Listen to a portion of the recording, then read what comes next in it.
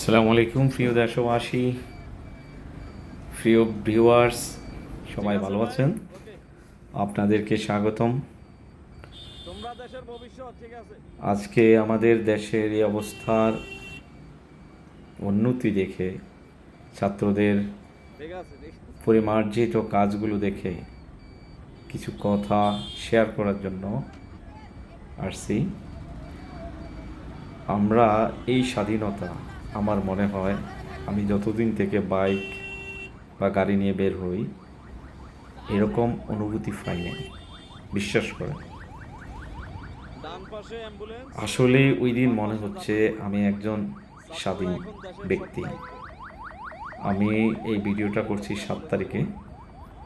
ওই দিনটা আমার কাছে মনে হচ্ছে আমি একজন স্বাধীন, আর স্বাধীনতার সম্পূর্ণ অনুভূতি পাওয়ার জন্য ওই দিনটাই ছিল আমার কাছে সর্বশ্রেষ্ঠ দিন। আমরা এতভাবে হয়রানি হয়েছি পুলিশের মাধ্যমে, ট্রাফিকের মাধ্যমে, বলতেই পারবেন না। আপনাকে বলে বোঝানো যাবে না যদি আপনি বাইকার না হন বা আপনি কোনো ড্রাইভার না হন। প্রত্যেকটা মুহূর্তে পুলিশকে দেখে আতঙ্কে থাকতে হতো। আপনার কাছে সম্পূর্ণ কাগজ থাকুক, তবু আপনাকে আতঙ্কিত থাকা বাধ্যতামূলক। পুলিশ আপনাকে ধরছে, একটা না একটা আপনাকে উসিলে দেখাবে, দেখি আপনাকে মামলা দিবে, টাকা নেবে। এটা তাদের নেচার হয়ে গেছে ভাই। আজকে পুলিশ কাঁদতেছে, মানুষ আমাদের উপরে কি হয়েছে ভাই? আপনাদের উপরে মানুষ আমাদের উপরে খেপে গেছে, রাজনীতিক লোকেরা আপনাদের উপরে খেপাইছে। এটা এটা এটা সম্পূর্ণ মিথ্যা কথা ভাই। আমি অনেক প্রায় 2-3টা ইতিহাস পুলিশের বলতে পারবো। একজন পুলিশ অফিসার সৎ, ওনার সাথে দেখা হয়েছে, উনি বলছে ভাই আমি সৎ হয়ে লাভ নাই ভাই, আমার সাথে ডিউটিতে কেউ আসে না। একজন কনস্টেবল বা রাস্তায় যারা নর্মাল ট্রাফিক সাথে যারা ডিউটি করে, কনস্টেবলরা একজন সৎ অফিসারের সাথে ডিউটিতে রাস্তায় নামে না। তারপর হচ্ছে ট্রাফিকের ক্ষেত্রে সেম, যারা নর্মাল ট্রাফিকের সাথে সৎ হলে আপনার যায় না, আপনার ডিউটিতে করবে না। আজকে তারা কনস্টেবলরা যে বলতেছে আমরা সৎ, আমাদেরকে এরকম তৈরি করা হয়েছে। তৈরি কেন করছে ভাই? আপনার আগে বলছিলেন আপনাদের বেতন হয় না, এই হয় না, সে হয় না। শেখ হাসিনা বেতন বাড়িয়ে দিল, সুযোগ সুবিধা দিছে, সব কিছু দেওয়ার পরও আপনারা কী করতেছেন?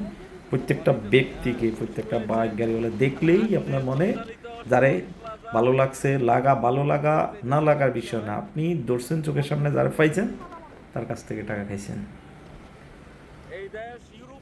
আপনার কারওয়ান বাজার মোড়ে আমি একদিন গিয়েছিলাম, যে রোডটা আসছে আপনার হচ্ছে মোতালেব প্লাজার সামনে দিয়ে, ওই রোড হঠাৎ করে, রোডটা চালু ছিল, সবাই যাইতেছে, হঠাৎ করে বন্ধ করে দিয়ে কী করলো?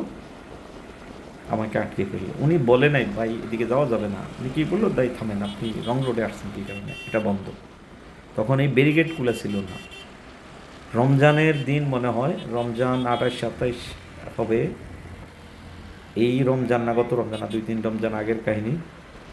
উনি কী করছে, এই রমজানের দিন আমি অনেক ভাই সরি বলছি, কোনো সরি ভাই, কোনো সরি টরি নেই, আপনার জরিমানা 1000 টাকা না 500 টাকা এরকম নিল। 500 টাকা দিয়ে নগদ আমি আমার কাগজপত্র গাড়ি ছাড়িয়ে নিয়ে আসলাম।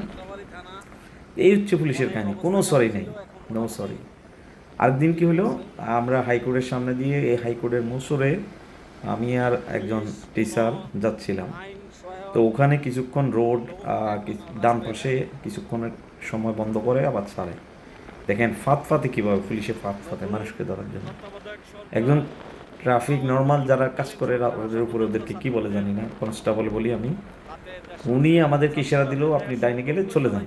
সামনে গেলাম, একজন ট্রাফিক ইন্সপেক্টর এসআই ধরে নিয়ে আমাদেরকে কী করলো, মোসরে দাঁড় করে দিল। কত টাকা জরিমানা? 2000।